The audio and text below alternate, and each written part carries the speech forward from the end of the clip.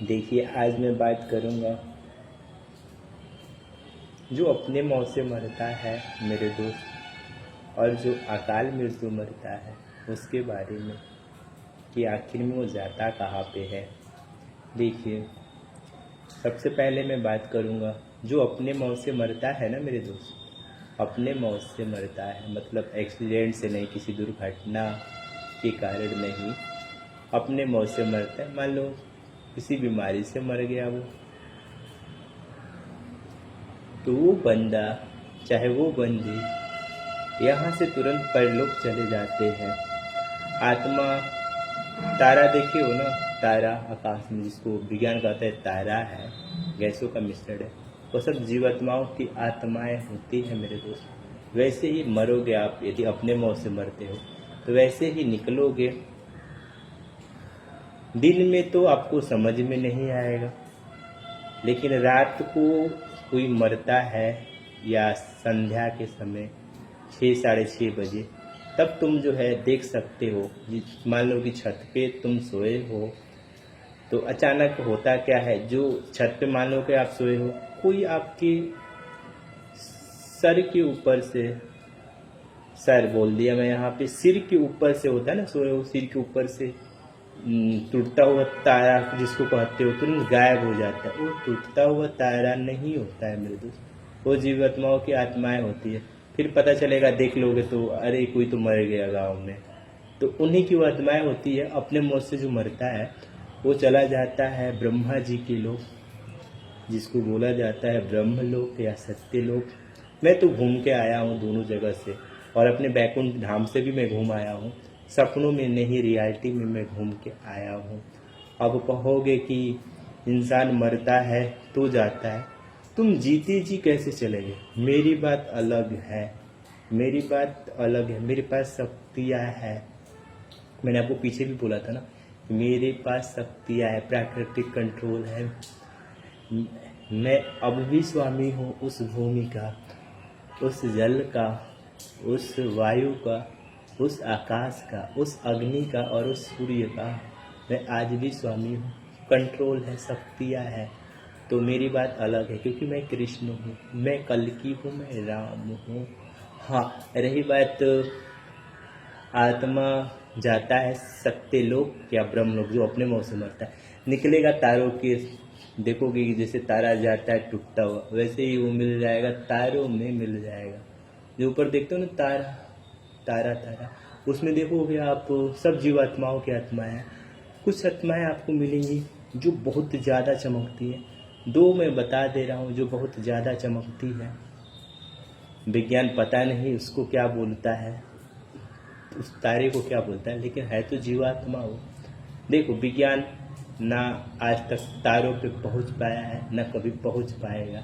जितना जाएगा उसको उतना ही ऊपर दिखेगा। तो हाँ, जो दो ज़्यादा चमकता है उसमें निराकार परमेश्वर है। एक है आपके, सबसे पहले जब रात तो होता है ना, रात्रि के समय में सबसे पहले वो दर्शन देते हैं सबसे ज़्यादा चमकने वाले तारों के रूप में, वही निराकार परमेश्वर, वो है काल, ब्रह्मा जी। उसके बाद सेकेंड नंबर में देखोगे महाकाल, जो ज़्यादा चमकते हैं। तो इन्हीं के अंदर देखोगे कि कुछ तारे आपको, जिसको बोलते विज्ञान तो कहते तारा है, लेकिन सब आत्माएं हैं। कुछ तारे को देखोगे जिसमें चमक होती है, कुछ में देखोगे जिसमें चमक नहीं होती है। जिसमें चमक होती है वो पुण्य वाली आत्माएं होती है, जिसमें चमक नहीं होती है वो पाप वाली आत्माएं होती है, पाप कर्म करने वाली आत्माएं होती है। वही कारण शरीर लेके यहाँ पे आती है। जैसे मैं बंदर हुआ, जैसे में पक्षियाँ हैं बहुत सारी, सांप भी कारण शरीर लेके ही आता है। अभी आप पाल लेते हो तो बात अलग है, बंदर को पाल लेते हो तो बात अलग है। सब कारण शरीर लेके आते हैं यहाँ पे, मतलब भोजन के लिए आते हैं।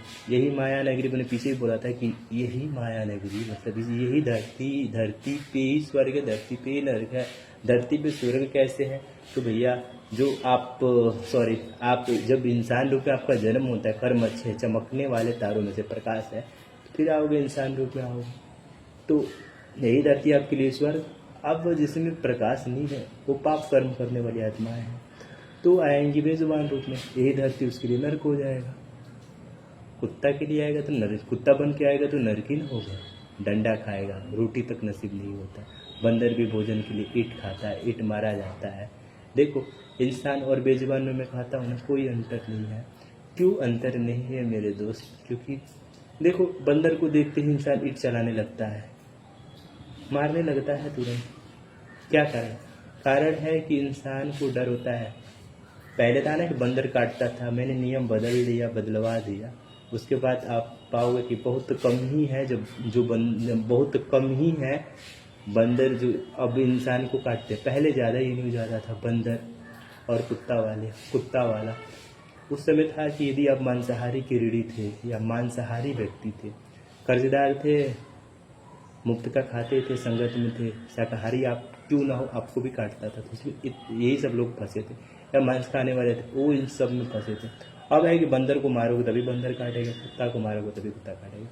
तो ये नियमानुसार चलता है। तो यही था मेरे दोस्त। तो हाँ, आप जाओगे कैलाश के लिए अपने मुँह से मरते हो। रही बात, तो यदि आप अकाल मृत्यु मरते हो ना, दुर्घटनाग्रस्त मौत होती है आपकी, तो भैया आप मान लो कि हाँ, यहाँ पे मैं बताता हूँ, मैं नाम नहीं रखूँगा, यहाँ पे मैं नाम नहीं रखूँगा। एक लड़की थी, महिला, अभी हाल ही की मैं बता रहा हूँ घटना है, जहाँ पे मैं रहता हूँ वहीं पे वो भटक रही थी। शायद बताया गया कि 15 साल से वो भटक रही थी। मैंने पूछा, एक मेरा मित्र था, वो बोला कि यार सचिन, देखो ना, उस रूम में कोई एक लड़की को देखा जो चल रही थी। शाम का समय था, संध्या काल का। तो 6:30, हाँ 6:40 6:50। तुरंत मैं गया रूम में जहाँ पे वो बोला था, देखा था। मैं तुरंत जो है बोला कि जो भी हो तुम मेरी बात सुनो ध्यान से। देखो, यदि तुम चाहती हो कि मैं आज़ाद हूँ, तो मैं आज़ाद हो जाऊँ यहाँ से, तो नहीं, वो बोली ना डायरेक्ट कि मुझे मारा गया है, मैं बदला लूँगी। मैंने बोला कि देखो, तुम यदि बदला लोगी अपने घर वालों से, तो यहाँ पे लंबा झेलोगी। 15 साल से झेल रही हो, अभी और झेलोगी। तुम अपने अंदर से बदला की भावना निकालो। मैं तुम्हें भेजवाता हूँ कैलाश लोग, भगवान शिव जी के लोग। मुझे नहीं पहचानती हो तो मुझे नहीं पहचानती हो तो जान लो, मैं ही वो राम हूँ। तो बोली, तो फिर उसको मैंने यहाँ से, मतलब जहाँ पे भटक रही थी, तुरंत अपना स्कैनर जिसको मैं बोल रहा हूँ मेरी सेना है, मैं लगाया स्कैनर। वो तुरंत उसको खींचा और कैलाश लोग लेके चला गया। लेकिन हाँ, अब बताओ, उसको भी वहाँ पे अपनी दुर्भावना जो थी बदलनी पड़ी। मतलब जब तक आप सोचोगे कि हम अपने घर वालों को मारेंगे, वो हमें मारे हैं, तो तब तक यहाँ से आज़ाद नहीं हो पाओगे। प्रेत योनि में भटक रहे हो तब तक जो है आपको आज़ादी नहीं मिलेगी, यहीं पे भटकते रह जाओगे। हाँ, तो मैंने उससे ये भी बोला ना कि देखो, तुम्हारा अधिकार किसी को मारने का नहीं है। जब तक तुम्हारे अंदर बदला लेने की भावना रहेगी ना, दुर्भावना, तब तक तुम यहीं पे भटकती रह जाओगी। 15 साल से भटक रही होगी और तुम भटकती रह जाओगी। देखो, हमारा अधिकार किसी से बदला लेने का नहीं। जो जैसा किया है, यदि तुम्हारे पिता चाहे माता मारे हैं, तो उनका जो कर्म है ना, बुरा कर्म जो मारे हैं तुम, उनका कर्म उनको मार देगा। चिंता मत करो। प्रकृति का नियम, कर्म का नियम, काल का नियम किसी के साथ अन्याय नहीं करता, वो भी वैसे ही मरेंगे। मैंने यही बात बोला उससे, वो मान भी गई और बस बदला लेने की भावना बदली। मैंने स्कैनर लगाया और यहाँ से वो आज़ाद हो गए, कैलाश लोग चले गए। तो यही था मेरा कि जो अकाल मृत्यु मरते हैं, जो प्रेत योनि में भटकते हैं, उनके लिए देखो होता क्या, कुछ आत्माएं ऐसी भी होती है जो किसी कारणवश मर गए। कारणवश क्या, मैंने पीछे बताया था ना, जो विश्वासघात करता है वो अकाल मृत्यु मरता है, चाहे जो मांसाहारी होता है वो अकाल मृत्यु मरता है एक्सीडेंट में। तो एक्सीडेंट में जो मरता है तो वो तो 1 साल 1.5 साल भटकता है, 2 साल तक। उसके बाद वो कैलाश लोग चला जाता है, 1 साल 2 साल के अंदर वो चला जाता है भगवान शिव जी के अंडर, कैलाश लोग। फिर वहाँ से अपने कर्मानुसार धरती पे फिर से उसको जन्म मिलता है। जो अपने मुँह से मरता है, मैंने ये बोलना भूल गया कि जो है उसको जाएगा ब्रह्मलोक। वहाँ पे वो 40 से 42 दिन रुकेगा, लास्ट 40 से 42 दिन, फिर धरती पे आ जाएगा अपना कर्मानुसार। जो कर्म किया होगा उसको जन्म मिल जाएगा। मान लो मांसाहार में है, मुर्गा खाया तो मुर्गा बन के, मछली खाया तो मछली, बकरा बन गया तो बकरा खाया तो वो बकरा बन के आएगा। सबसे ज़्यादा जो पाप होता है ना, सबसे पहले उसकी योनि मिलती है। सबसे अधिक जो पाप किया होता है, सबसे अधिक जो पाप किया होता है, जो सबसे बड़ा उसका पाप होता है, सबसे पहले इंसान उसकी योनि घटता है यहाँ पे। मान लो मांसाहारी, उसका सबसे बड़ा पाप निकला, मुर्गा को खाया, मुर्गा बन के आएगा। फिर उसके बाद मछली की योनि, फिर बकरा की योनि, फिर ये इसी में जो है 84 लाख योनियों में जो है वो भटकता रहेगा। लास्ट में जब उसके पाप खत्म हो जाएंगे तो फिर इंसान रूप में फिर से इसी धरती पे आएगा, फिर से उसको मोक्ष पाने का एक मौका मिलेगा। तो यही था मेरे दोस्तों। देखो, अकाल मृत्यु जो मरता है ना, यदि आप, हाँ, कितने ऐसे होते हैं जिनको मार दिया जाता है, जैसे लड़की की घटना थी जो भटक रही थी, ऐसी कितनी आत्माएं हैं, जीवात्माएं जिसको मार दिया जाता है। तो वो सब यही सोचते हैं ना, यही होता है कि मैं अपने परिवार से बदला लूँगी तभी मुझे शांति मिलेगी। ऐसी ऐसी आत्मा है। तो इसमें होगा क्या, बदला तो ले भी लेती है सब, लेकिन ज़्यादातर में होता क्या है, बदला लेने के चक्कर में 10 साल 20 साल 25 साल 30 साल यही पे भटकते रह जाती है सब माया नगरी में। फिर वो जल्दी कैलाश लोग नहीं जा पाती है। तो यही है कि भावना यदि बदलता है, प्रेत योनि वाली कोई भी आत्मा है, जब वो बदलने की भावना उसमें नहीं रहेगी ना, तो तुरंत चला जाएगा कैलाश लोग, तुरंत, मतलब 2 साल इसमें झेलेगा, हटेगा 2 साल तक, फिर वो चला जाएगा कैलाश लोग। फिर जो अपने कर्मानुसार, जैसे मैंने आपको बताया, उसको जन्म मिल जाता है। तो यही है मौत के बारे में। 40 दिन 42 दिन के अंदर वापस इसी धरती पे आना है, इसी धरती पे वो आएगा। यदि अच्छे कर्म है उसके तो भैया इंसान, बुरे कर्म में है, मांसाहार में है तो भैया आएगा बेजुबान बन के और यही पे झेलेगा।